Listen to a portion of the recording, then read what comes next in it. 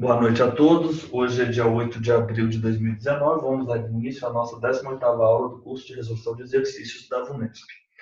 Então vamos aí todo mundo abrir no Código Civil. Isso aqui é importantíssimo. Ó, todo mundo aí com o Código Civil em mãos. Deixa eu separar o material do administrativo aqui para amanhã a gente falar sobre a responsabilidade no direito administrativo. Foi bom você ter tocado nesse assunto, que amanhã a gente fala sobre isso. Então,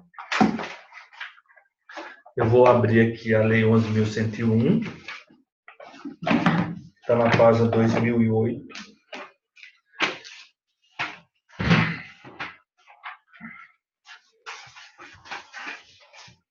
Nós já vimos, então, que nós temos uma disposição que eles chamam a geral das gerais, a geral da geral. Né? Então, ele coloca o nome, disposições preliminares. Essa se aplica a tudo. Depois nós vamos ter disposições referentes a dois institutos, a recuperação judicial e a falência, correto? Eu mostrei para os senhores como os senhores vão fazer a leitura agora, tendo em mente que são a recuperação judicial e a falência, ela é organizada de uma determinada maneira com alguns institutos. Então, a gente tem a figura do administrador judicial, correto? Nós temos aquela figura do comitê de credores, nós temos uma outra figura que é a Assembleia Geral.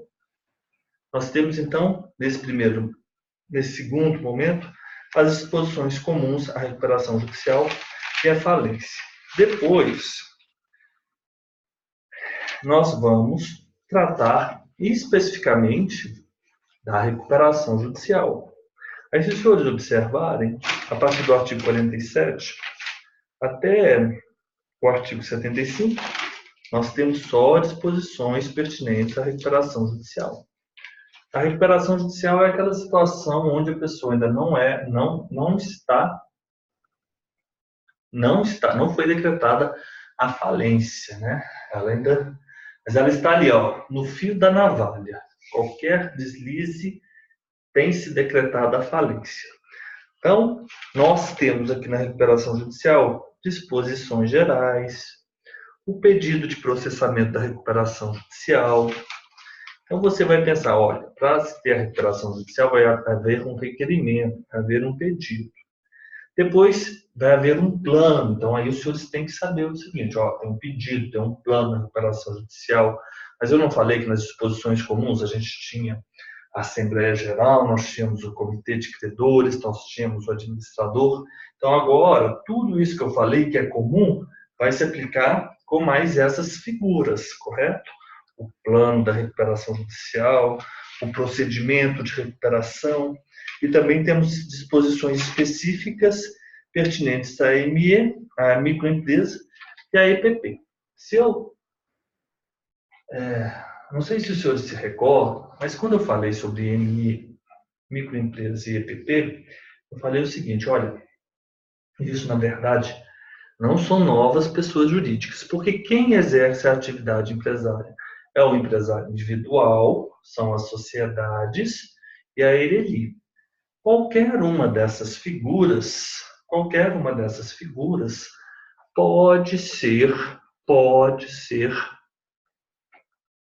qualificada como microempresário ou empresa de pequeno, não é microempresário, microempresa ou EPP, correto? O individual, ele ainda pode ter uma qualificação extra, adicional, microempresário individual. Então, senhores, quando perguntarem numa prova oral para os senhores, discorrerem sobre a natureza jurídica da EPP ou da ME, não caiam nessa. Não tem como. Nessa situação, vocês teriam que discorrer sobre a natureza jurídica do empresário individual, da sociedade e da ERELI. Porque elas em si não são pessoas jurídicas novas. E é o que perguntam na prova oral das pessoas. Perguntaram isso agora. Eu estava conversando com alguém ontem, antes de ontem, uma colega que conhece o Celso, inclusive, a Letícia Celso. Ela é daqui do sul de Minas. ela é de Três Corações, ela te conhece. Ela foi aprovada em 25º lugar, ela está numa posição anterior à minha lá em Manaus. E a gente estava conversando no sábado e ela estava me contando que ela foi fazer a prova do Ceará e perguntaram para ela isso, exatamente isso, correto? A gente não está nem falando daqueles limites, não. Aqueles limites lá, tudo bem, aquilo é tranquilo, mas você tem que relacionar a pessoa aos qualificativos. Ok, então, depois disso, eu não falei com vocês que mais um passo da recuperação, falência. E como isso aparece aqui na nossa lei, que nós estamos estudando, organizando essa lei. Convolução. A convolução, a partir do artigo 73. O juiz vai decretar a falência durante o processo de recuperação por deliberação da Assembleia Geral, não apresentação do plano de recuperação, houve ou foi rejeitado o plano de recuperação, descumprimento das obrigações assumidas. O disposto não impede a decretação por inadimplemento de obrigação não sujeita à recuperação judicial. Na acumulação da recuperação e falência, os atos de administração, endividamento, oneração, alienação durante a recuperação presumem-se válidos. É o seguinte, quando eu estou numa situação de recuperação judicial, na verdade, eu estou ali tentando organizar a atividade para que ela se mantenha. Ou então, na pior das hipóteses, para que todos os credores tenham um prejuízo equilibrado. Às vezes, esses institutos, eles não são nem para se manter a empresa, que tem uma finalidade social, etc. Mas não é bem por aí, não. Às vezes é muito mais para que aquelas pessoas, aqueles credores, eles não saiam todos perdendo. Então, vamos todos perder de uma forma harmônica, correto? A gente pensa a falência um pouco dessa maneira. Ela não está ali para, às vezes, resolver o problema. Isso vai contra os princípios de preservação da empresa, a função social da empresa. Isso que eu estou falando. Mas, de fato, é isso mesmo. É para que todos nós, credores aqui, nós não tenhamos um prejuízo absurdo. Então, vamos ter um prejuízo de forma harmônica, correto? E, às vezes, quando nós vamos ter aquela situação, vamos resolver aquela situação, nós vamos juntar, vamos colocar em um mesmo bojo, vamos pensar dessa forma, os nossos créditos, né? Aquilo que nós temos para receber. Alguns vão ficar ali sendo abrangidos pela recuperação judicial, mas outros não. Outros créditos vão ficar de fora. Vocês têm que ter em mente isso. Agora, que a gente já falou sobre a recuperação judicial, em linhas gerais, e daqui a pouco nós vamos centrando em cada um dos pontos, eu vou passar para os exercícios para ficar mais dinâmico. Ah, tá. Só antes de eu continuar aqui, eu vou falar mais um pouco. Depois que você passou por essa fase de recuperação judicial, e houve a convolução, porque, de certa forma, a lei se apresenta com um aspecto cronológico, correto? Um aspecto cronológico. Primeiro, a gente vai tentar a recuperação. Caso contrário, vai haver acumulação e nós vamos ter a falência. Ok. Ainda, e nós aqui na falência, nós temos disposições gerais, como aqueles créditos serão classificados, o pedido da restituição, o procedimento, correto? Da inabilitação empresarial, dos direitos e deveres do falido, a falência que é requerida pelo próprio devedor, a arrecadação e custódia dos bens, os efeitos da decretação da falência nas obrigações do devedor, da ineficácia da revogação de atos praticados antes da falência, da realização do ativo, a vinda do ativo para satisfação dos credores, correto? Do pagamento dos credores, do encerramento da falência e extinção das obrigações do falido. E, por fim, uma outra situação, da recuperação extrajudicial. Então, nós temos aí no artigo 161 a recuperação extrajudicial. E, por fim, Nas disposições do capítulo 7, nós temos os aspectos penais da falência, né? Dos crimes da falência, contabilidade paralela, concurso de pessoas, violação de sigilo, divulgação de informação falsa. Temos também o procedimento penal e, por fim, disposições finais e transitórias.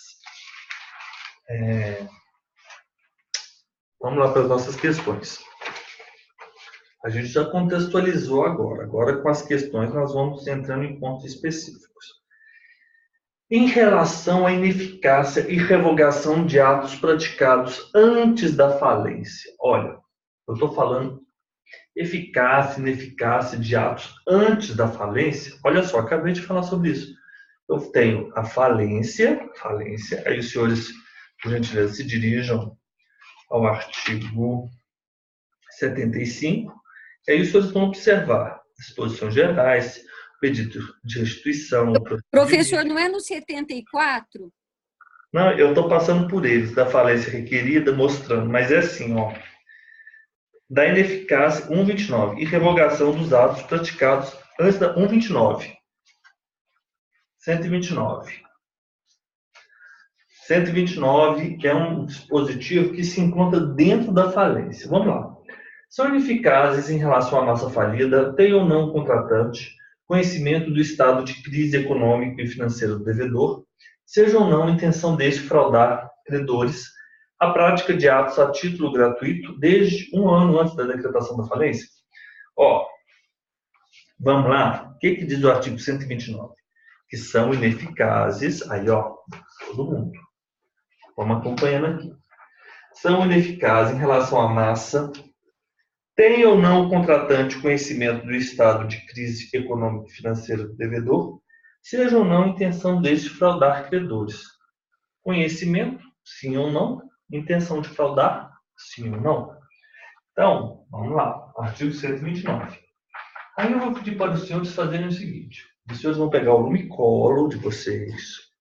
Enquanto nós resolvermos estes exercícios aqui, quero que os senhores vão passando o lumicolo, para que os senhores possam ver, olha, quantos artigos da lei nós vamos vencer.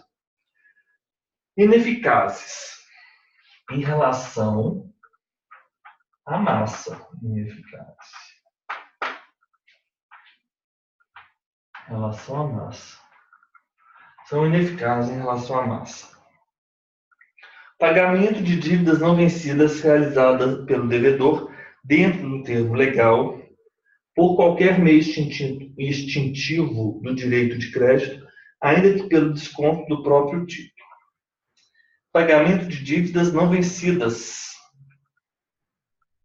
Primeiro, pagamento, dívidas não vencidas. Vamos lá.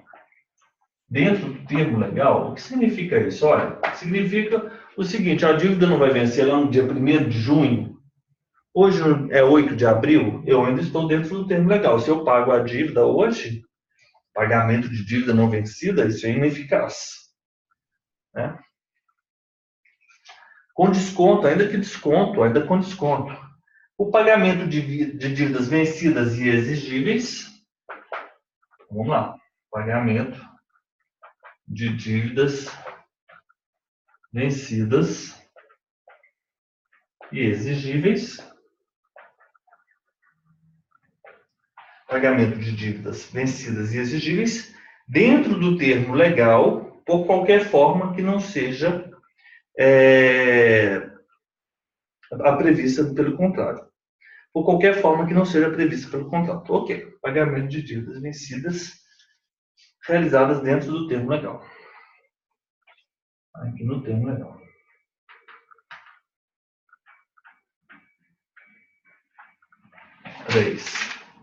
A constituição de direito real de garantia dentro do termo legal, tratando-se de dívida contraída anteriormente, se os bens dados em hipoteca forem objeto de outras posteriores, a massa falida receberá a parte que devia caber ao credor da hipoteca revogada. Vou simplesmente colocar o seguinte. Constituição de direito real de garantia. Direito real de garantia. Prática de atos a título gratuito 2 anos antes de decretada a falência. Prática de atos gratuitos 2 anos antes. Vou marcando aí. Sexto, a venda ou transferência do estabelecimento feito. Como chama esse instituto no direito empresarial? Se lembram? Todo mundo sabe. Trespasse. Muito bem, Elisa. Parabéns, claro. E por que ele sabe que ele não é um mero contrato de compra e venda, ele tem uma série de características, né? Por isso que ele é um contrato especial. A venda ou transferência de estabelecimento feito sem um consentimento expresso ou o pagamento de todos os credores, a esse tempo existente, não tendo restado ao devedor bens suficientes para solver o seu passivo, salvo se no prazo de 30 dias não houver oposição dos credores, após serem devidamente notificados judicialmente ou pelo oficial do RTD. Ótimo! Então é a situação do trespasse. Vou colocar trespasse. E por fim, o sétimo. O registro de direitos reais e de transferência de propriedade entre vivos, oneroso gratuito ou averbação relativa a imóveis, realizados após a decretação de falência, salvo se tiver havido prenotação anterior. O registro de direitos reais e de transferência de propriedade entre vivos.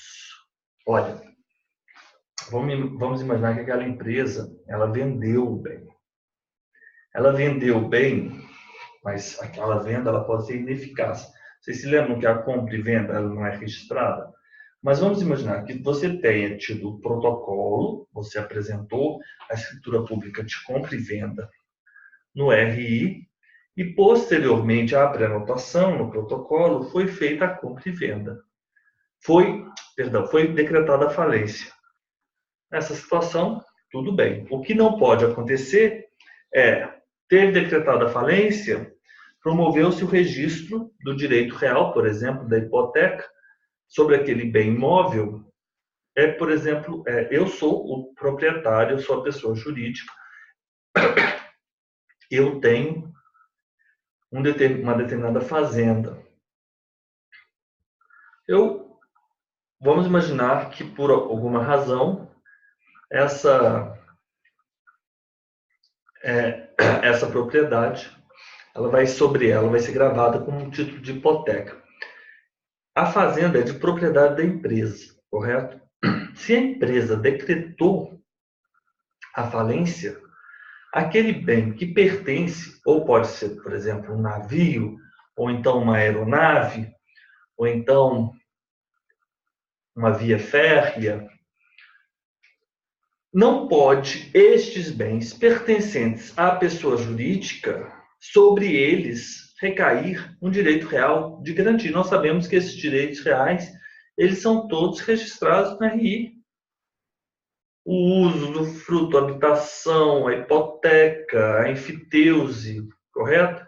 A anticrese. Nós sabemos que todos esses direitos reais, eles são registrados no RI.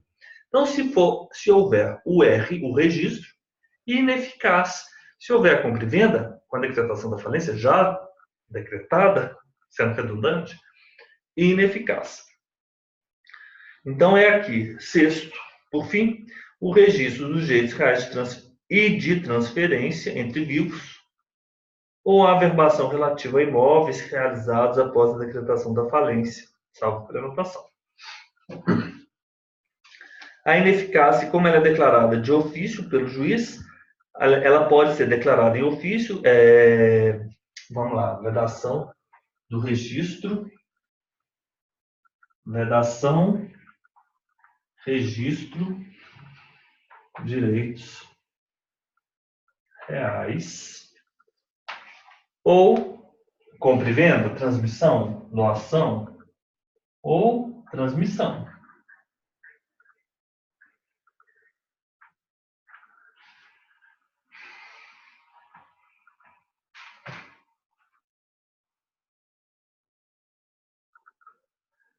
o dote, a arrematação, são registrados no RI o dote, a arrematação e a adjudicação, a sentença declaratória de uso capião, a compra e venda, a doação, a dação, a permuta e a transferência dos imóveis para a sociedade. Não é isso, Celso? É isso? É isso mesmo. Estes são a segunda parte, né, Celso? Do nosso mnemônico. Será que faltou alguma? A dação, a maçã, dação, a outra dação, doação, permuta, compra e venda. Isso. A sentença declaratória do campeão, a arrematação e a adjudicação, o dote e a transferência do imóvel para a sociedade. Então, agora a gente consegue, nós entendemos, né? Por quê? Paguei uma dívida não vencida. Paguei uma dívida vencida, exigível, mas essa dívida que eu paguei, ela não estava prevista no contrato. Não prevista no contrato. Constitui um direito real de garantia, uma hipoteca. Pratiquei atos gratuitos 2 anos antes da decretação. Trespasse, vedação de registro. Ok. São ineficazes em relação à massa falida, tem ou não o contratante conhecimento do estado de crise econômico-financeira do devedor, seja ou não a intenção deste fraudar credores. Caput, 129. A prática de atos a título gratuito desde 1 ano antes. 1 ano. Falso. 2 anos. A ação revocatória deverá ser proposta pelo administrador judicial, pelo credor ou pelo Ministério Público no prazo de 2 anos da decretação da falência. Pessoal, vamos continuar aqui. São revogáveis os atos. Artigo 130. São revogáveis os atos praticados com a intenção de prejudicar credores, provando-se o conluio fraudulento entre o devedor e o terceiro, que com ele contratar e o efetivo prejuízo sofrido pela massa. Nenhum dos atos referidos nos incisos 1 a 3, 1, 2, 3 e 6º, nenhum desses atos que tenham sido previstos e realizados na forma definida no plano será declarado ineficaz ou revogado. Claro. A ação revocatória do artigo 30, por quê? Ele não fala. Vou colocar aqui. São revogáveis. E aí, esses são revogáveis têm uma ação própria. São revogáveis. O nome dessa ação própria, 129, são revogáveis. Ação revogatória. Quando eles serão revogáveis? Aí vocês, atos praticados com a intenção de prejudicar credores, atos, intenção, prejudicar credores. Aí tem 2 situações. Provando-se o conluio fraudulento e o prejuízo. Conluio, prejuízo. Não são revogáveis. Ok. Vamos lá? O que ele está falando? A ação revogatória de que trata o artigo 130 deverá ser proposta por quem? Administrador, credor, MP, 3 anos da falência. É isso mesmo. Administrador, credor, MP.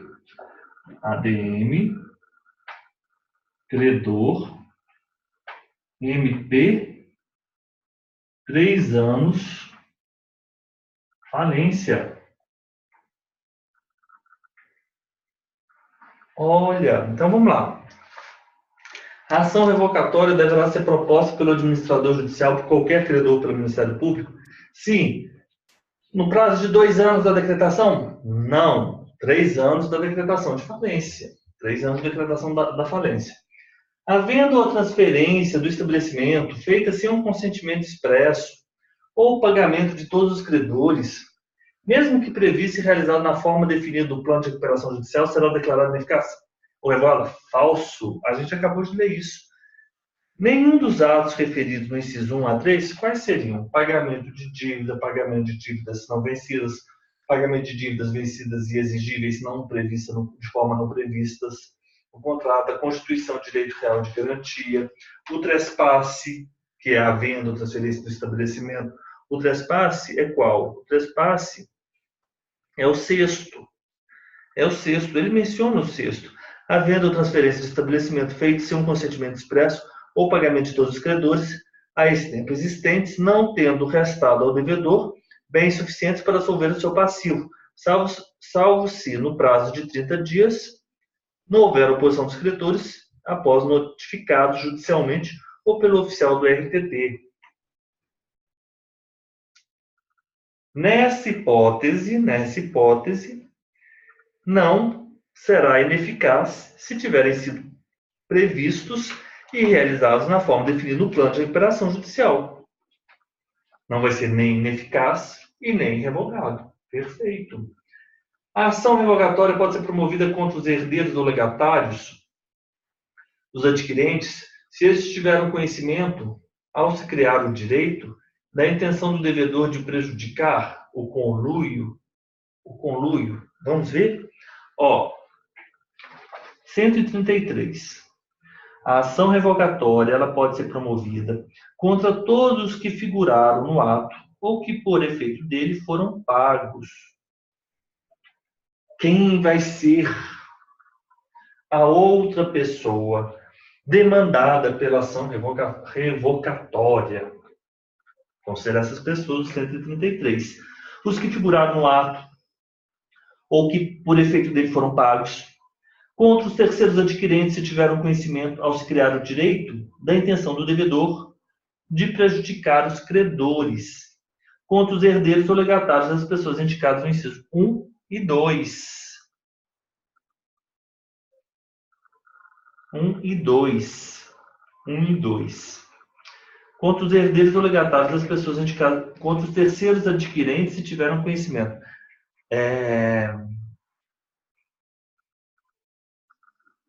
Contra os herdeiros ou legatários, pessoal, aí vocês vão ter que conciliar o 2 e o 3. É difícil esse artigo. Mas isso, os herdeiros ou legatários do terceiro adquirente, pessoal, perdão. É o seguinte, herdeiros ou legatários é do inciso 1 e do inciso 2. Então, contra aqueles que figuraram no ato ou que, por efeito dele, foram pagos, garantidos ou beneficiados, ok. Ou os herdeiros ou legatários dessas pessoas, ok. Contra os herdeiros, os terceiros adquirentes tiveram conhecimento ao se criar o direito da intenção do devedor de prejudicar os credores. Contra os herdeiros ou legatários dos terceiros adquirentes. Se estes terceiros adquirentes, obviamente não os herdeiros, tiveram conhecimento ao se criar o direito da intenção do devedor de prejudicar os credores. Ou seja, vamos conciliar os 133, 1, 2 e 3. Fácil. A ação revogatória correrá perante o juiz da falência, obedece o procedimento da lei do Código de Processo Civil. Nós temos o artigo 318 a 512 do novo CPC, que trata do procedimento ordinário, é esse o procedimento comum a ser adotado na falência. E a sentença que julgar procedente a revogatória, determinará o retorno dos bens à massa falida em espécie, com todos os acessórios, ou o valor de mercado mais perdas e danos.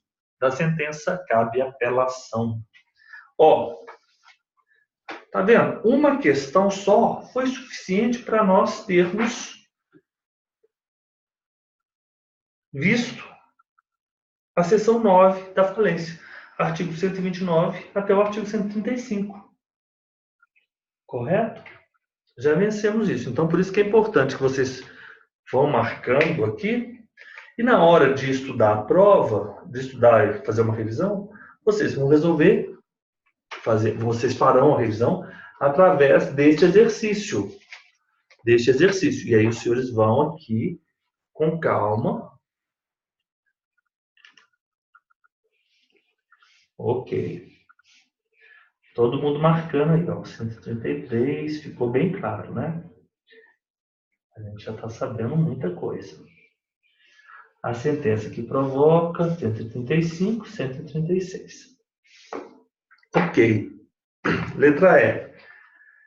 A ineficácia poderá ser alegada em defesa ou pleiteada mediante ação própria, distribuída por dependência, cuja decisão ocorrerá mediante análise de provas e após manifestação das partes, vedada declaração de ofício pelo juiz. Pessoal, a gente tem o seguinte, 129. A ineficácia poderá ser declarada de ofício pelo juiz, alegada em defesa ou pleiteada mediante ação própria ou incidentalmente no curso do processo. Então, alegada em defesa, perfeito. Pleiteada mediante ação própria, perfeito. Ação própria ou incidentalmente no curso do processo, sim, é ação própria, incidentalmente, cuja decisão ocorrerá mediante análise de provas e a manifestação vedada declaração de ofício pelo juiz, não, falso.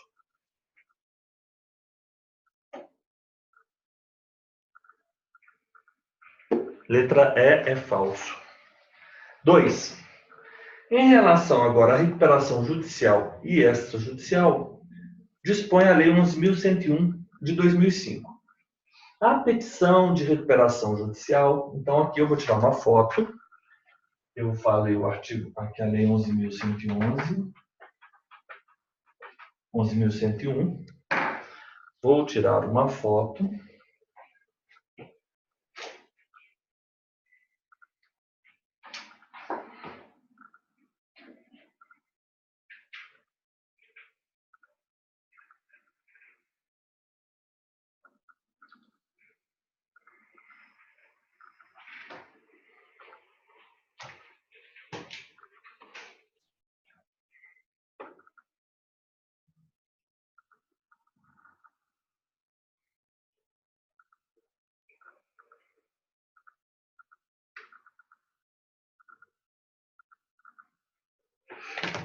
Vamos lá.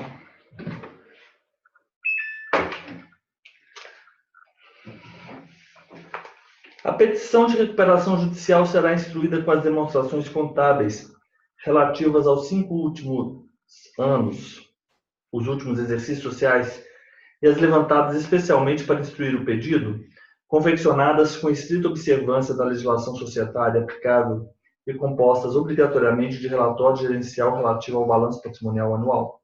Olha só. Vamos lá na recuperação judicial. No artigo 50, 51, 47. Nós vimos, né, no sábado, várias regras que eram regras comuns, né? Regras comuns, tanto ao recuperação judicial quanto à falência. Agora, nós estamos aqui na recuperação judicial. E, na recuperação judicial, nós vamos ter uma petição, e essa petição, na qual será requerida a recuperação judicial. Então, vamos apagar aqui, já mandei a foto para vocês. Vamos dar uma olhada aqui na recuperação judicial.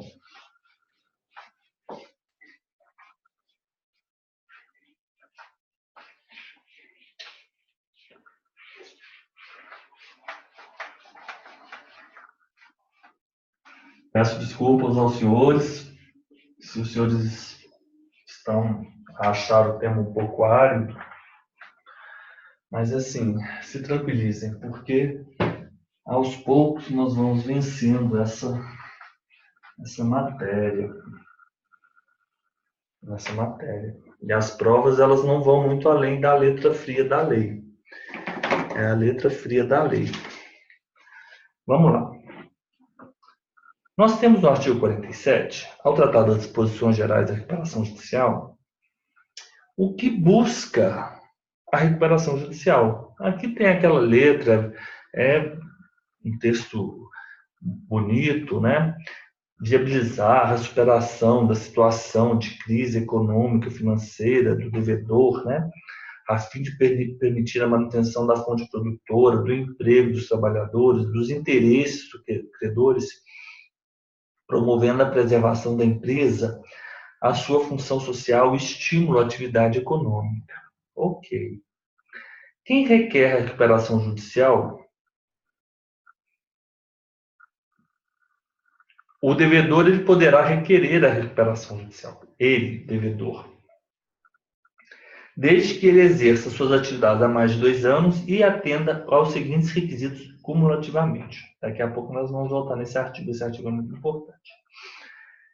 Então, o que busca a recuperação judicial?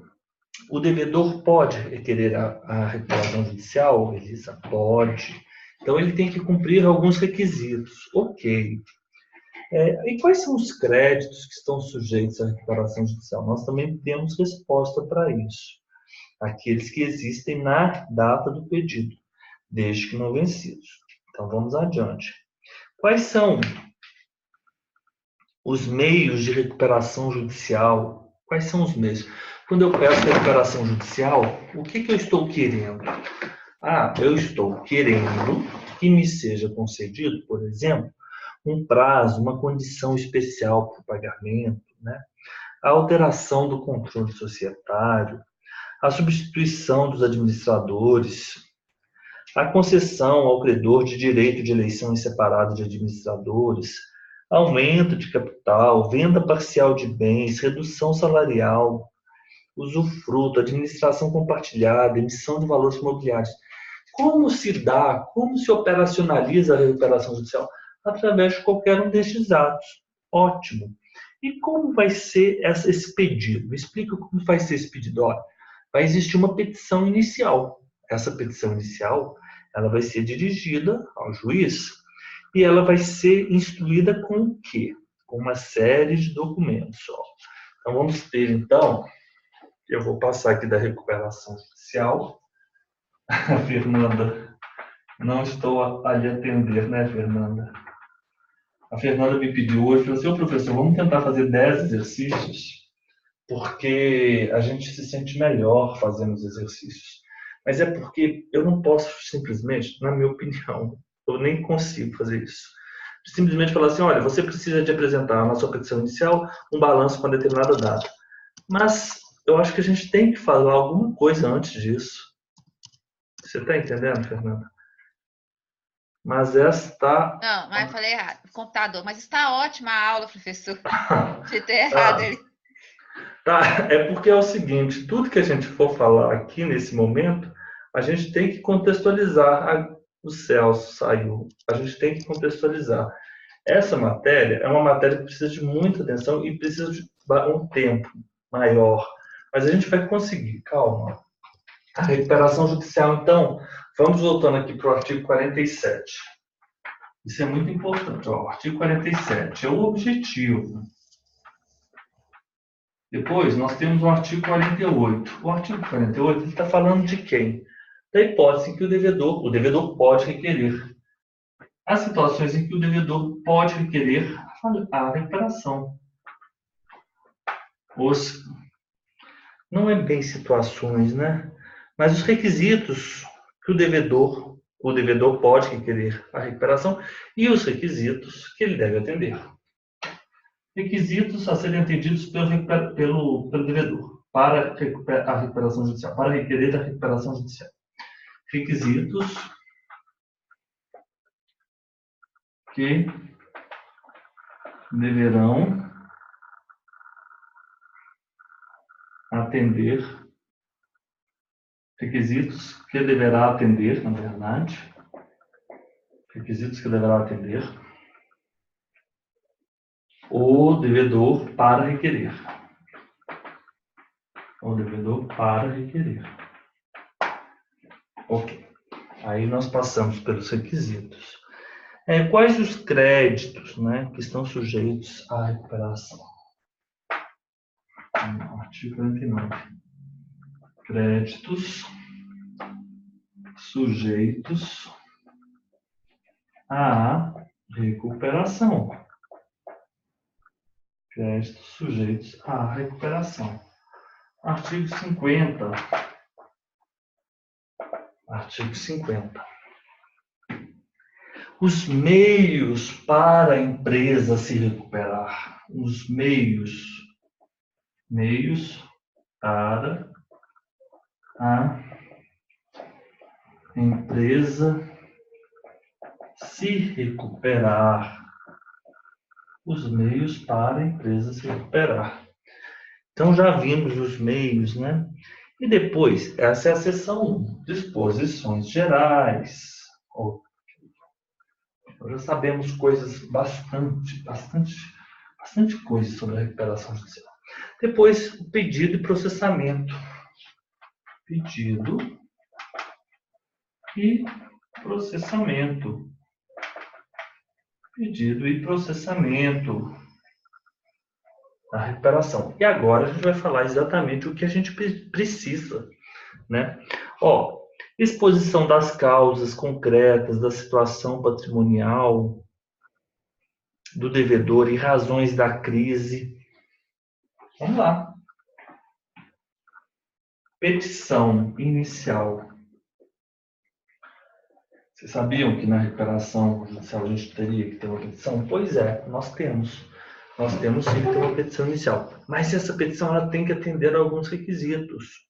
Quais requisitos? Olha, a gente já sabe também que a falência vai ser processada pelo rito, pelo procedimento comum lá do novo CPC. Ótimo. Então a gente já sabe que a falência vai ser processada. A petição, a recuperação judicial, ela será requerida mediante uma petição. E essa petição tem alguns requisitos. Quais requisitos? Vamos lá. Exposição das causas e das razões. Primeiro. Exposição das causas. Exposição causas. Razões. Preciso 2. Quais são os requisitos previstos no 2? Demonstrações contábeis relativas aos 3 últimos exercícios sociais e as levantadas, especialmente para instruir o pedido, confeccionadas com estrita observância da legislação societária aplicável e composta obrigatoriamente de. Então, vou ter uma demonstração contábil dos 3 últimos exercícios. Dos 3 últimos exercícios sociais, ok? E as levantadas especialmente para instruir o pedido. E as levantadas e mais eu vou colocar as demonstrações contábeis, as DC especiais, correto? E essas especiais, que são aquelas que são levantadas especialmente para este fim, ela deve ter o balanço patrimonial, o BP, o balanço patrimonial, demonstração de resultados acumulados, a DRA, a DRE, demonstração do resultado do exercício, DRE. Temos mais alguma? Temos. Temos a do fluxo, relatório gerencial, o fluxo de caixa, relatório do fluxo de caixa, o fluxo de caixa. Então, essas são demonstrações específicas. E as demonstrações contábeis com estes elementos aí. 1, 2, 3. Relação dos credores, relação dos empregados, certidão de regularidade. Então, vamos colocar aqui, 3. Credores. 4. Empregados. E por aí vai. 5. Regularidade. Certidão de regularidade. Certidão de regularidade. Bens dos sócios. Bens dos sócios. 7.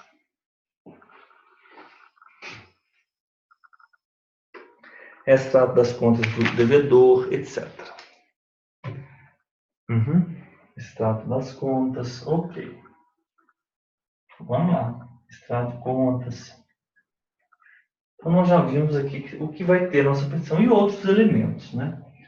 Nós vamos ter, então, aqui, até aqui estamos bem. Até aqui estamos bem.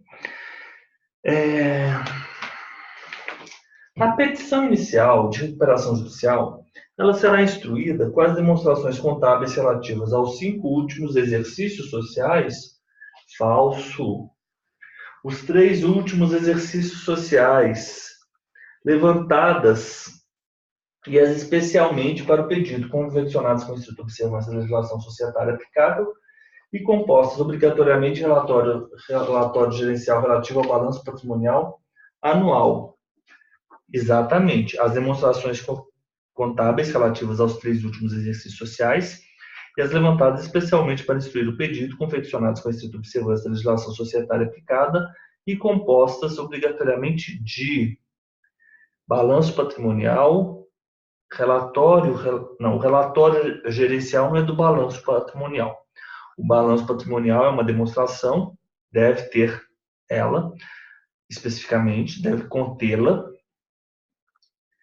e o relatório gerencial de fluxo de caixa, não o relatório gerencial relativo ao balanço. Não, o balanço patrimonial é uma demonstração, é uma foto da situação econômico-financeira da empresa. Estando em termos a documentação exigida, que deve-se instruir a petição inicial, o juiz deferirá o processamento da recuperação judicial e, no mesmo ato, portanto, a letra A está equivocada, com fincas no inciso 51.2. Letra B. Estando em termos a documentação exigida, que deve instruir a petição inicial, o juiz deferirá o processamento da recuperação judicial e, no mesmo ato, determinará ao devedor a apresentação de contas demonstrativas mensais enquanto perdurar a recuperação judicial sob pena de extinção do processo em julgamento de mérito. Pessoal, nós vimos no 51 vários elementos. E o que fala o 52? Depois que eu cumpri todos aqueles elementos da petição inicial,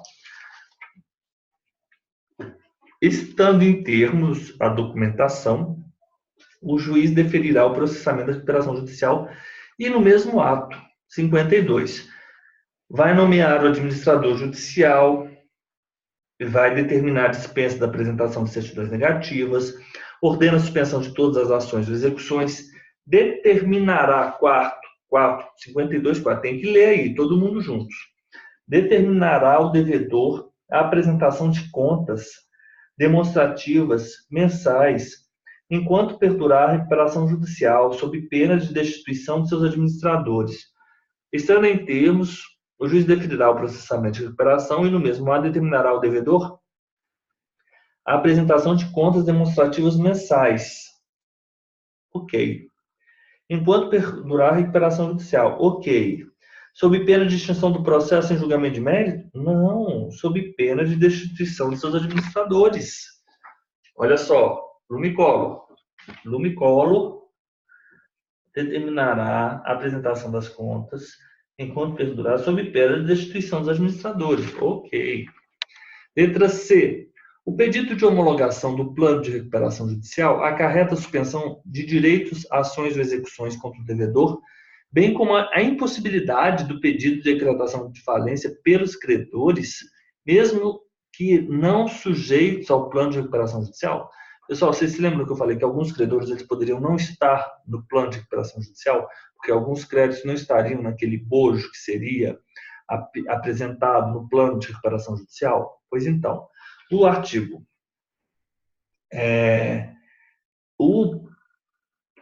isso é falso, porque a impossibilidade do pedido de decretação de falência pelos credores, isso a gente vai encontrar lá no artigo 161, parágrafo 4º. Vamos lá na falência 161, peraí, deixa eu ver esse aqui. Eu falei que pedido de homologação do plano de recuperação judicial. Eu não queria resolver essa C aqui agora, eu queria resolver ela depois, mas tudo bem. É o seguinte, no parágrafo 4º, nós temos que o devedor que preencheu os requisitos do artigo 48, que vamos falar depois, pode propor e negociar com os credores um plano de recuperação extrajudicial.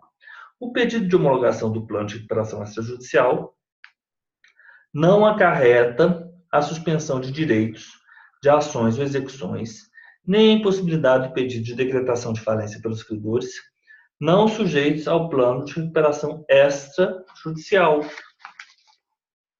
161. O pedido de prolongação acarreta? Não acarreta a suspensão de direitos, de ações e execuções. E letra D.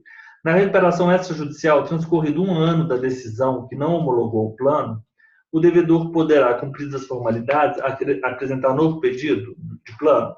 Pessoal, é o seguinte.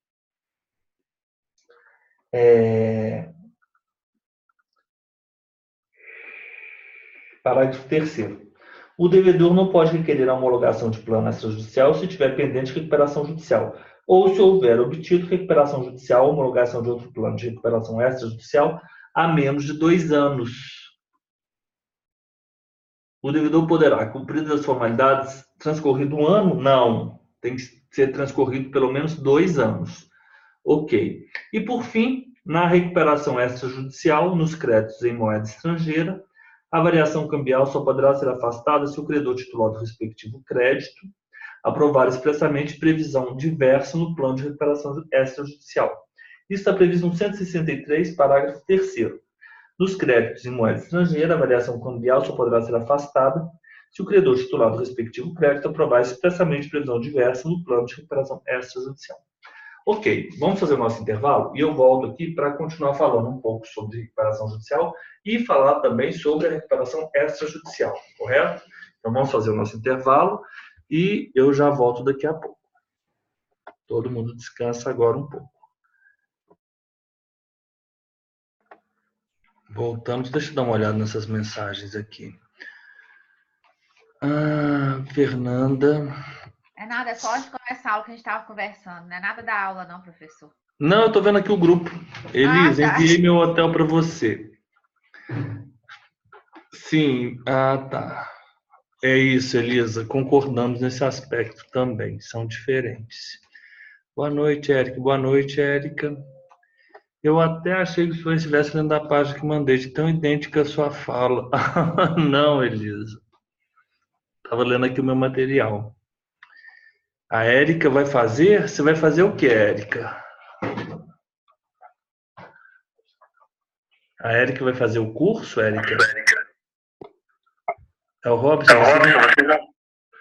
Vocês vão fazer o curso lá? Em Porto Alegre? Que ótimo. Vão ser muito bem-vindos. Se é isso mesmo que eu estou assumindo, né?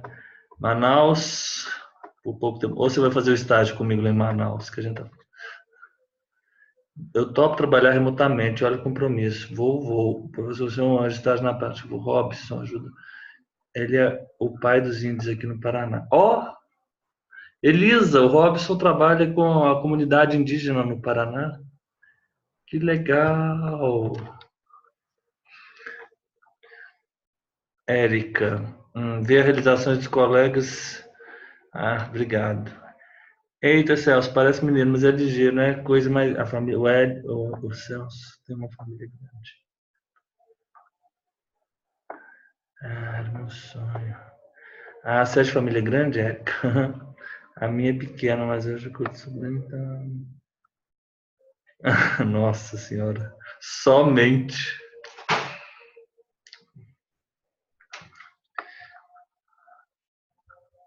Ok. Que bom, Érica. Você quer fazer o curso lá em Porto Alegre? Você vai fazer o curso com a gente em Porto Alegre?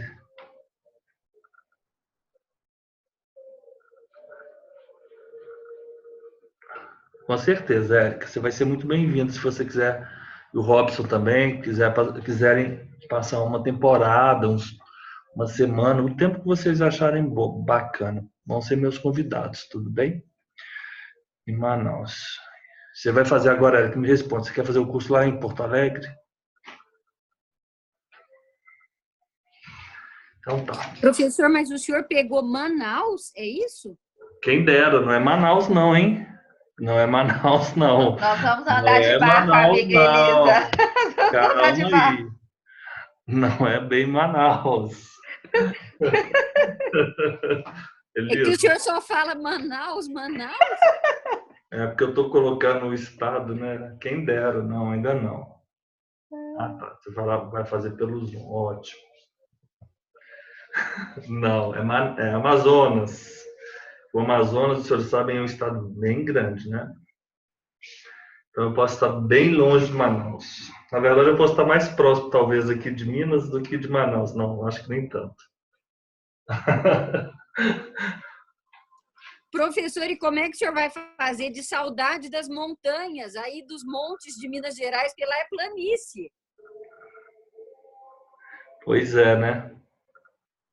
A cada pôr do sol não vai ter para como olhar pro sol se pôr atrás da montanha, só atrás das árvores, né? Ô, Elisa, você sabe que faz tanto tempo que eu não vejo esse pôr do sol atrás da montanha, porque então acho que não vai fazer muita diferença, não, sabe? Não dá nem tempo, né, professor? Eu acho que lá eu vou me enfornar no trabalho, que eu não vou nem ver a floresta direito. Não, acho que sim. Sexta fazemos presencial. Ótimo. Tá bom. Vamos deixar isso aqui. Vamos continuar lá para a nossa questão 3. Ó, vocês estão observando tanto de matéria que a gente está vendo, hein?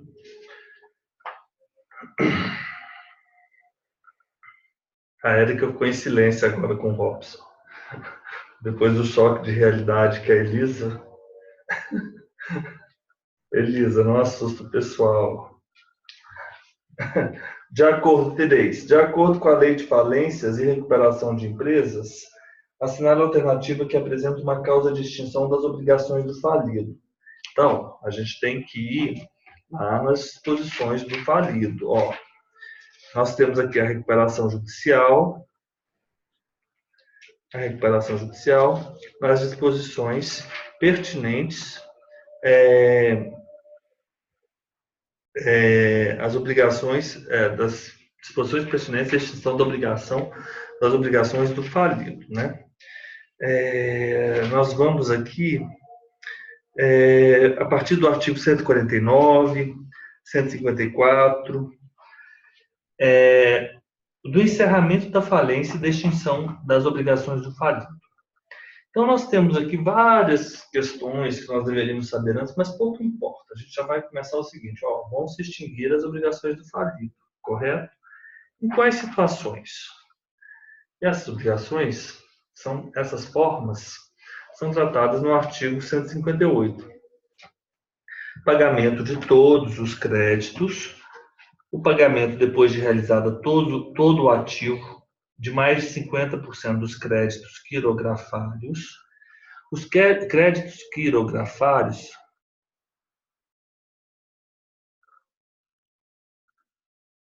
tá, ótimo, tudo bem.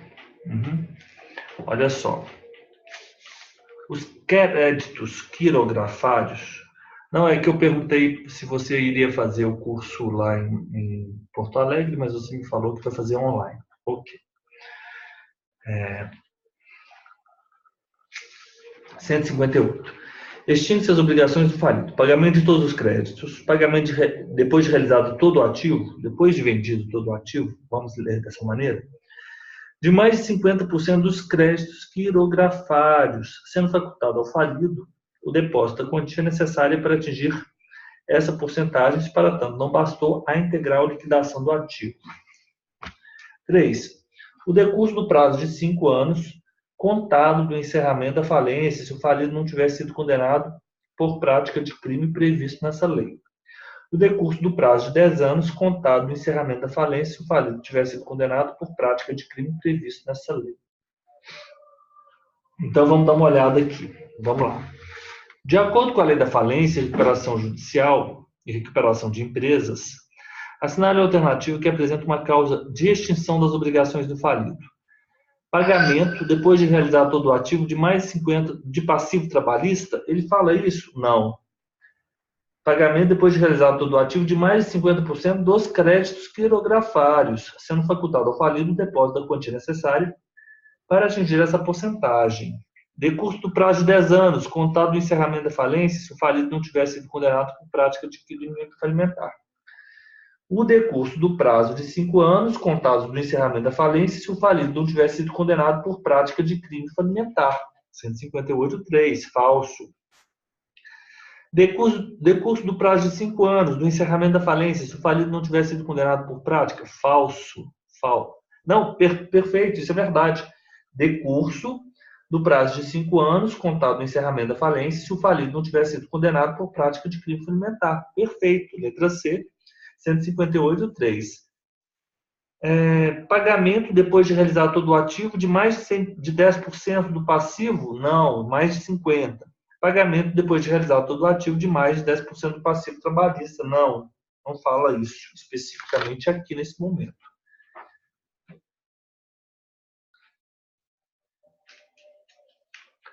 Da recuperação, não. Aqui não falou isso. Concluída a realização de todo o ativo, distribuído o produto entre os credores, o administrador apresentará suas contas ao juiz no prazo de 30 dias. As contas acompanhadas dos documentos comprobatórios serão prestadas em autos apartados, que ao final serão apensados aos autos da falência. O juiz ordenará a publicação, 154, pessoal. O juiz ordenará a publicação de aviso de que as contas foram entregues e se encontram à disposição dos interessados, que poderão impugná-las no prazo de 10 dias. Ok. Essa quarta foi anulada. Vamos pular essa questão, porque as não anuladas já estão nos dando, já nos traz um certo desafio, já nos apresenta como desafio. Essa anulada, então, a gente nem vai questionar isso. Nos termos da 11.005, nos termos da Lei 11.101, é correto afirmar que o empresário que deixa de escriturar antes da sentença que decretar a falência os documentos de escrituração contábil obrigatórios. Vamos lá? Isso, pessoal, são disposições finais previstas lá naquela parte sobre os crimes falimentares. E por incrível que pareça, eu posso falar daqui por Minas, essa parte despenca em prova de cartório. Será que eles acham que o pessoal do cartório não estuda? Bem, quem está estudando aqui com a gente não vai cair mais nessa, porque a gente está estudando. Mas isso é impressionante. Eu já fiz aqui é para Consulplan, penal e empresarial, essa parte aqui cai demais. Em ambas, a parte penal também cai na empresarial. Vamos lá. Artigo 178. Deixar de elaborar, escriturar ou autenticar, antes ou depois da sentença que decretar a falência, conceder a recuperação judicial ou homologar o plano de recuperação extrajudicial, os documentos de escrituração contábil obrigatórios, detenção de 1 a 2 anos e multa se o fato não constitui crime mais grave. Então, deixar de elaborar, escriturar ou autenticar antes ou depois da sentença que decretar a falência, conceder a recuperação judicial, homologar o plano. Vocês se lembram daquelas expressões que eu falei para vocês no sábado? Olha as expressões. Os documentos de escrituração contábil obrigatórios. Então, ele falou o seguinte: é correto afirmar que o empresário que deixa de escriturar antes ou depois da sentença que decreta a falência, os documentos de escrituração contábil obrigatória, cometerá um crime falimentar que exige para sua punição a ocorrência de uma condição objetiva de punibilidade. Olha, o doutor Robson agora poderia nos auxiliar, né? Afinal de contas, eu fiz aqui um resumo. Condição objetiva de punibilidade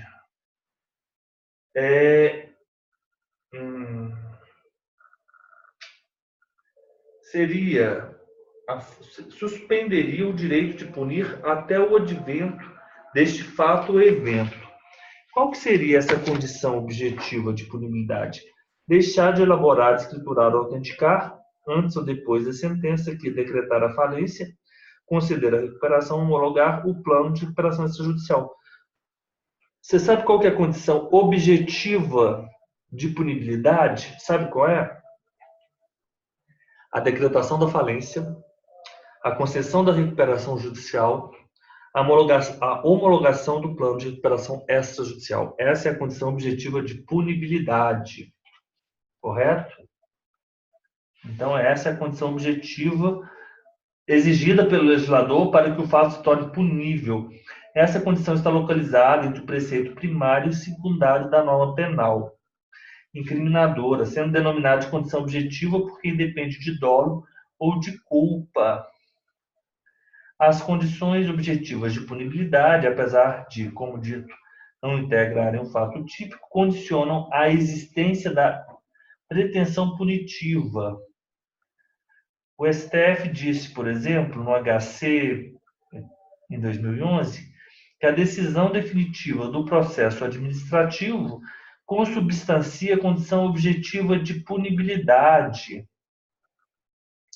Pessoal, decisão definitiva do processo administrativo consubstancia a condição objetiva de punibilidade.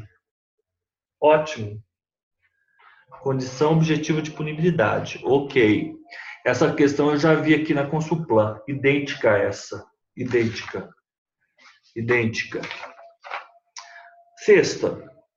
Cometerá crime falimentar, pois o tipo apenas a conduta de quem não elabora os documentos. Falso. A conduta é deixar de elaborar, escriturar ou autenticar. Vamos lá, vamos adiante. Não cometerá um crime falimentar, pois o tipo penal exige que a conduta ocorra somente após a sentença, não antes ou depois.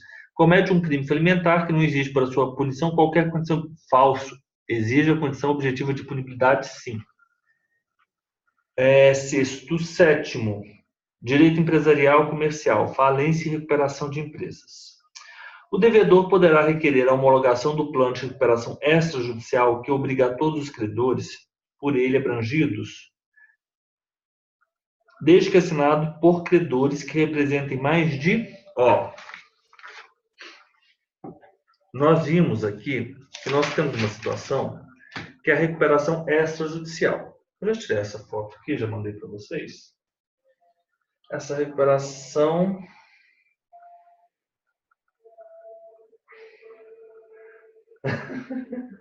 O Celso está encucado com a responsabilidade. Volta para a aula, Celso, por favor. Ele está lá estudando responsabilidade. Tudo bem, quem sou eu, né, para falar alguma coisa com o Celso? Retiro o que eu disse aqui, Celso. Vamos lá, vou tirar uma foto aqui agora.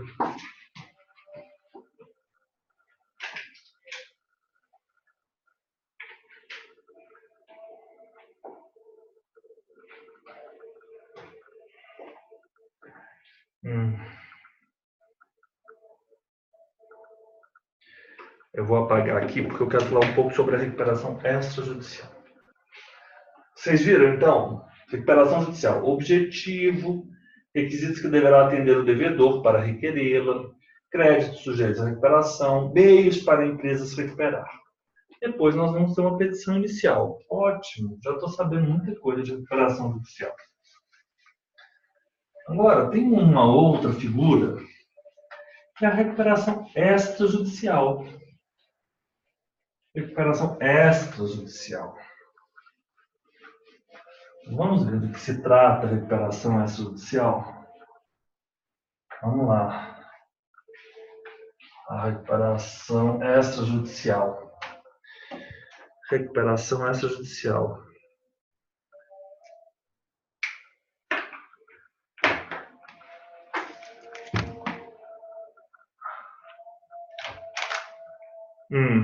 Vamos lá. Por incrível que pareça, tem um número desproporcional de questões de recuperação extrajudicial em relação ao número de artigos da recuperação extrajudicial. Isso é muito bom para a gente. Vamos falar um pouco sobre ela? Recuperação judicial. Recuperação extrajudicial. Pessoal, vamos lá.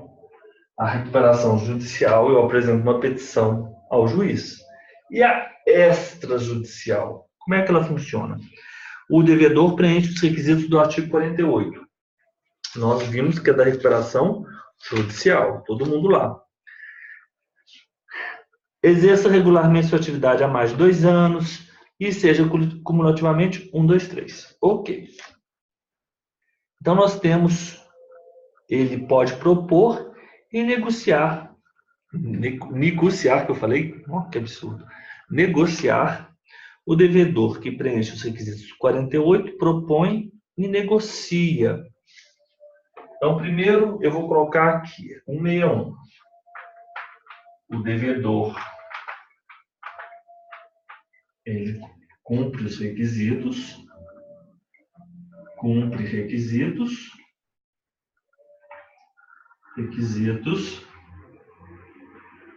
ele propõe e negocia. 162. Ele vai propor e negociar. Não se aplica o disposto nesse capítulo, parágrafo 1º. Os titulares de crédito de natureza tributária, os derivados da legislação do trabalho, de acidente de trabalho, bem como os do 49, parágrafo 3º. Pessoal, é o seguinte, vocês acham que eu como devedor, ajustar com a União o meu acerto de contas, os meus créditos tributários? Faz sentido isso? É óbvio que eu não posso inserir os créditos tributários, acidente de trabalho, os créditos trabalhistas. Vamos negociar os créditos trabalhistas? Pelo jeito como as coisas andam, né, em breve a gente vai poder fazer isso, né? Eu acho que... Mas não pode. 49, parágrafo 3º. Qual que é esse crédito? Vamos dar uma olhada lá no 49, parágrafo 3º. Nossa, esse 49, terceiro, ele cai demais. Esse 49, parágrafo 3º, é o seguinte, pessoal, vocês sabem aquela situação que eu falei da propriedade fiduciária? Ela é uma propriedade resolúvel, depois de um certo tempo ela se resolve. Essa propriedade é da empresa, vamos imaginar assim, é da pessoa jurídica ou é do proprietário fiduciário? Pessoal, na propriedade fiduciária, há a transferência da propriedade, ao contrário da hipoteca, correto? Nós vimos isso naquele quadro que nós fizemos. A propriedade fiduciária, de fato. Eu não posso, por exemplo, colocar então aquele imóvel que é propriedade fiduciária do credor fiduciário como... Não faz o menor sentido isso, como meu. Aquele bem não me pertence. O falido nessa situação, ele simplesmente é o possuidor direto. E o credor fiduciário, ele é o possuidor indireto e proprietário. Que na alienação fiduciária, nós vimos isso, tem o desdobramento da posse, o que não ocorre na hipoteca, ok? Tratando-se de credor titular da posição de propriedade fiduciário de imóveis ou imóveis, de arrendador mercantil, promitente e vendedor de imóvel, ok? No 86, inciso 2. 86, inciso 2. A importância entregue ao devedor em moeda corrente nacional, decorrente de adiantamento a contrato de câmbio para exportação. Então, vamos imaginar o seguinte, vocês acham que uma pessoa que recebeu um dinheiro para promover uma exportação, essa pessoa ela pode, ela tem uma dívida com uma outra pessoa, correto? Você acha que ela pode negociar essa dívida com essa outra pessoa ou ela tem que devolver o dinheiro? Essa dívida não é negociável, essa dívida é inegociável. Então, nós temos o devedor que vai propor e vai negociar, mas ele não vai propor e negociar, obviamente, estes créditos, os tributários, os trabalhistas, os imóveis, os móveis que foram alienados fiduciariamente, aqueles valores que lhe foi entregue em adiantamento de contrato de exportação, porque aquele valor eu entreguei para a Fernanda. A Fernanda ela tem que promover a exportação, então ela tem que me devolver o dinheiro. Ela não pode vir agora e dizer que ela vai negociar esse crédito que ela tem comigo em adiantamento de contrato de exportação como crédito passível de ser objeto de uma recuperação extrajudicial. Vocês entenderam a lógica? O plano não pode contemplar o pagamento antecipado de dívida nem tratamento desfavorável. Então, aqui a gente não pode. Não há alguns créditos. Não há alguns créditos. Outra coisa. Não há pagamento antecipado. Não há pagamento antecipado. Não há pagamento antecipado. Nem desfavorável a credor,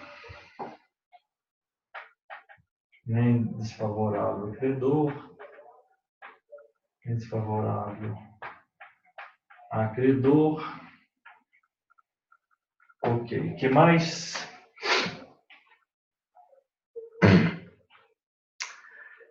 O devedor não pode requerer a homologação de plano se estiver pendente pedido de recuperação judicial ou se houver obtido a recuperação judicial ou homologação de outro plano de recuperação extrajudicial há menos de 2 anos. Nós vimos isso. Pessoal, ele requereu a recuperação judicial.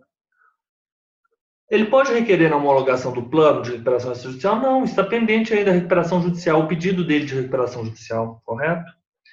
E se houver obtido a recuperação judicial, ele obteve a recuperação judicial ou a homologação de outro extrajudicial há menos de 2 anos. Isso mostra que essa pessoa talvez tenha que exercer uma outra atividade. O exercício da empresa não é o forte dela, correto? O pedido da homologação do plano não acarreta suspensão de direitos, ações e execuções, nem a impossibilidade do pedido de decretação de falência pelos credores não sujeitos ao plano. Vimos isso. Já vimos isso. Após a distribuição do pedido de homologação, os credores não podem desistir da adesão ao plano, salvo com a anuência expressa dos demais signatários. Ou seja, o que eu concluo com isso? Que, após a distribuição do pedido de homologação, os credores não podem desistir da adesão ao plano. Ou seja, esse pedido ele é feito levando-se em consideração a manifestação dos credores. Levando-se em consideração a manifestação dos credores. Eles não podem desistir da adesão ao plano, correto? Porque eles acederam àquele plano, correto?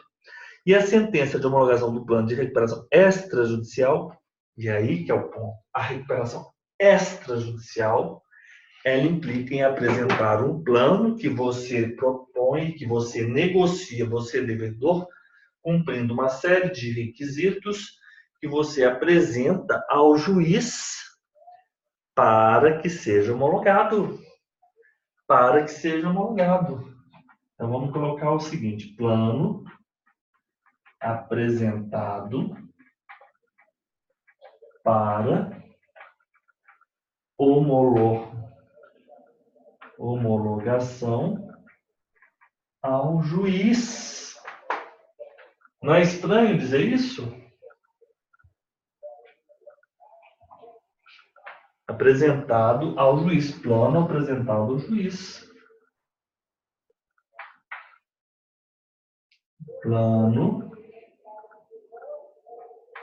apresentado ao juiz. Plano apresentado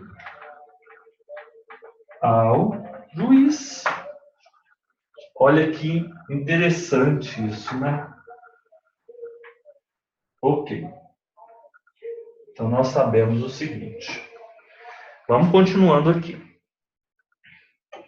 Constituirá título executivo nos termos, né, do 584 do Código Civil, mas foi revogado pela Lei 13.105, né, de 2015. 162 e 163. O devedor pode requerer a homologação em juízo do plano de recuperação extrajudicial, juntando sua justificativa e o documento que contém seus termos. E o devedor pode requerer a homologação em juízo. O devedor pode requerer homologação em juízo. O devedor pode requerer homologação em juízo. O devedor pode requerer homologação em juízo do plano de recuperação extrajudicial. Eu vou colocar plano de recuperação extrajudicial.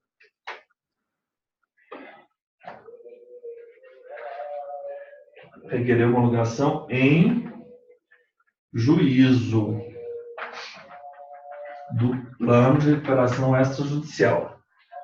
163. juntando a justificativa, é facultativo em juízo do plano de recuperação extrajudicial.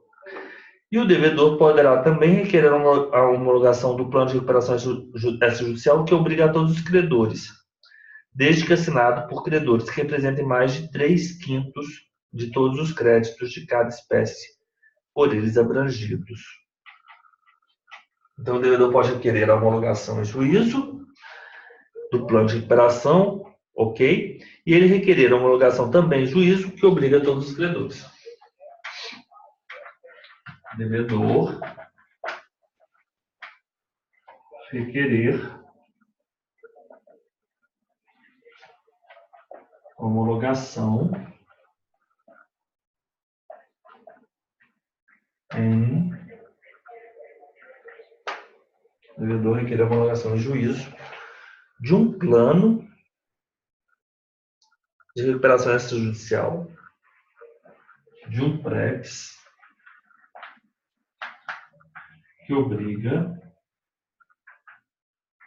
todos os credores. Ok, vamos lá, vamos continuar. Já vimos um pouco da recuperação extrajudicial. Com o tempo, a gente vai vencendo mais e mais. Calma, vamos aqui aos poucos. E aí, eu acabei de falar isso, que o devedor ele pode requerer a homologação do plano de recuperação extrajudicial, que obriga a todos os credores. Que obriga a todos os credores. Tudo que eu estou fazendo aqui é com fundamento nesse texto. Nesse texto de questões. Desde que assinado por credores que representem mais de quanto? 3/5 de todos os créditos de cada espécie. 3/5 de todos os créditos de cada espécie por ele abrangidos. Artigo 163 da lei.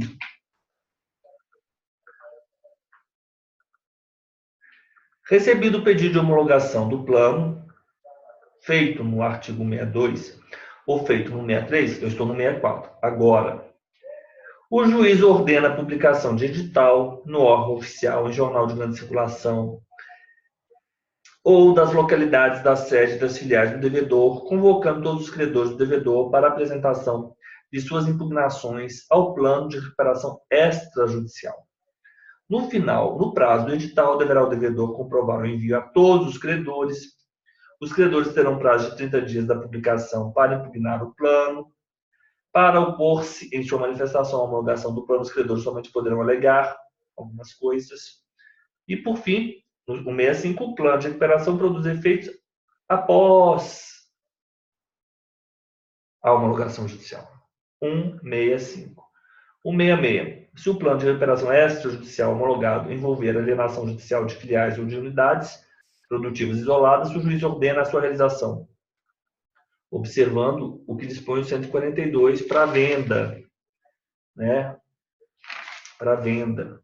E o disposto nesse capítulo de recuperação extrajudicial não implica impossibilidade de realização de outras modalidades de acordo entre devedores e credores. Recuperação extrajudicial, simples assim. Vamos continuando. 3/5 de todos os créditos. Eu vou pular 8. Não vou responder a 8. Depois a gente responde essa questão 8. Por uma razão simples. Ela é uma questão que envolve outros temas que eu não quero tratar. Professor, pulou a 6? Ou eu que dormi aqui? Ixi, eu acho que eu pulei. Perdão, acho que eu pulei mesmo. Eu falei a 7, mas vamos lá. Pode requerer a recuperação judicial o devedor. Vamos lá. Acho que pulei. Obrigado por ter chamado a atenção. Vamos lá na recuperação judicial. Quem pode requerer a recuperação? Na recuperação judicial, eu vou ter um objetivo, depois eu vou ter a pessoa, eu vou ter quais são os créditos que estão sujeitos à recuperação judicial, depois eu vou ter os meios da recuperação judicial e eu vou ter uma petição com vários requisitos. E essa petição ela vai conter um elemento, né? O plano de recuperação Não, essa petição não. Com esse pedido deferido, o devedor vai apresentar um plano de recuperação. E essa recuperação, ela vai obedecer a um determinado procedimento. Ótimo. É isso que é a recuperação judicial. Vamos lá. Pode requerer a recuperação judicial o devedor. Artigo 48. Artigo 48. Poderá requerer a recuperação judicial o devedor que, no momento do pedido, exerça regularmente suas atividades há mais de 2 anos e que atenda aos requisitos cumulativamente, todos, não ser falido e, se o for, estejam declaradas extintas por sentença transitada em julgado as responsabilidades daí decorrentes, não ter há menos de 5 anos obtido concessão de recuperação judicial, não ter há menos de 5 anos obtido concessão de recuperação judicial com base no plano especial, não ter sido condenado ou não ter como administrador ou sócio, controlador, pessoa condenada por qualquer dos crimes previstos. A recuperação judicial também poderá ser requerida pelo cônjuge, sobrevivente, herdeiro do devedor, inventariante ou sócio remanescente, tratando-se de exercício de atividade rural, pessoa jurídica, admite-se a comprovação do prazo estabelecido no caput desse artigo por meio da DIPJ, entregue tempestivamente. Ok, vamos lá. No momento do pedido, exerça regularmente suas atividades empresariais pelo período mínimo de 6 meses? Não, há mais de 2 anos. Falso. Há mais de 2 anos. Há mais de 2 anos. Há mais 2 anos. Ok. B.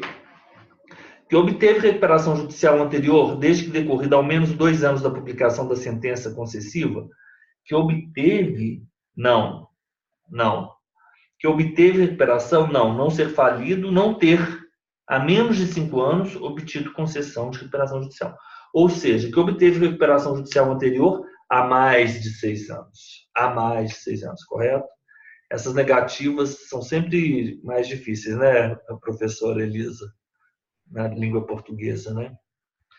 É, isso mesmo. Que obteve recuperação judicial há mais de 6 anos. Condenados por crimes falimentares desde que decorrido ao menos 3 anos. Vamos lá? Não ter... Peraí. É o quarto, pessoal. É o inciso quarto.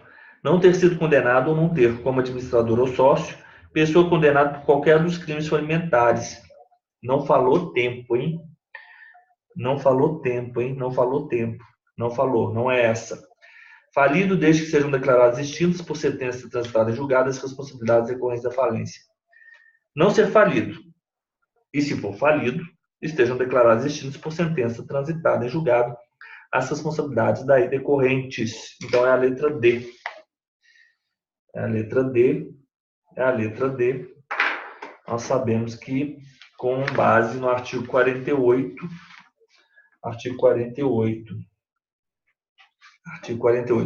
empresa pública ou sociedade de economia mista exercente de atividade econômica não se sujeita ao... Pode requerer. Empresa pública e sociedade de economia mista podem requerer. Não, pessoal, disposições preliminares. Nós vimos isso nas disposições preliminares. Então, fizemos a 6, fizemos a 7, a 8 eu vou pular por agora. Eu só vou responder mais uma e a gente vai fazer um intervalo, porque essa aula é muito pesada. E eu estou vendo, a gente vai terminar agora, daqui a pouco. 9. Vamos ver agora o seguinte. Nós vimos da ação revocatória. Vocês se lembram lá no artigo 135? Qual que é essa ação revocatória mesmo? Olha, isso daí a gente está lá na falência. Vamos lá na falência, na ação revocatória. São revogáveis, eles são ineficazes. Vocês se lembram disso? Artigo 129. O pagamento de dívidas não vencidas. O pagamento de dívidas vencidas fora do contrato, a constituição de direitos real de garantia, prática de atos, etc. De títulos gratuitos, 2 anos antes da falência, a renúncia à herança ou alegado, 2 anos antes da falência, a venda ou transferência ao trespasse, o registro de imóveis e de direitos reais e de transferência, o 7º, a ineficácia será declarada de ofício, alegada em defesa ou pleiteado mediante ação própria ou incidentalmente no curso do processo. são revogáveis os atos praticados com a intenção de prejudicar credores, provando-se o conluio fraudulento, eu falei sobre isso, conluio fraudulento e o prejuízo. Eu mostrei isso ali para vocês. Depois nós vimos que vai caber uma ação revocatória, correto? E será proposta por 3 pessoas, no prazo de 3 anos da falência. E ela vai ser promovida ainda por algumas pessoas, né? E se no 135 houver a sentença que julga procedente a revocatória vai determinar o retorno dos bens à massa falida em espécie, com todos os acessórios ou valor de mercado, e da sentença vai caber apelação, 135, parágrafo único. Então, já vimos isso. Da sentença que julgar procedente a revocatória, cabe agravo na modalidade de instrumento falso, apelação, 135, parágrafo único. Tratando-se de ato revogável, a ação revocatória deverá ser proposta pelo prazo de 3 anos da decretação da falência, pelo administrador judicial, do Ministério Público ou qualquer credor? Sim, falamos sobre isso. Os atos praticados com a intenção de prejudicar credores, desde que provado conluio fraudulento entre o devedor e o terceiro que com ele contratar, são revogáveis de per si, sem necessidade. São revogáveis? Não, ação revocatória com uma decisão judicial. Falso. O registro dos direitos reais e de transferência de propriedade entre vivos por título oneroso ou gratuito, ou a verbação relativa a imóveis realizados após a decretação não geram efeitos, são ineficazes. São ineficazes, 129, sétimo. A sentença que julga procedente a ação revocatória determinará o retorno dos bens à massa falida em espécie, com todos os acessórios ou valor de mercado, mas não dará direito a acréscimo a títulos de perdão, 135. A sentença que julga procedente a ação revocatória determinará o retorno dos bens à massa falida em espécie, com todos os acessórios ou valor de mercado, acrescido das perdas e danos. Perfeito? Então, encerramos por hoje. E aí, Fernando, quer se manifestar? Não é muita informação, né? Elisa, tudo bem? Mas tá tudo bem. Elisa, fiquei muito feliz de você ter continuado, mesmo assim, estando muito cansada, mas muita garra, isso aí. Tá bom? A Érica também, o Robson, muito obrigado pela atenção. Aí a gente encontra amanhã às 13 horas, tá bom? Até mais. Boa noite. Até mais, tchau. Tem que revisar mesmo. Obrigado, tchau.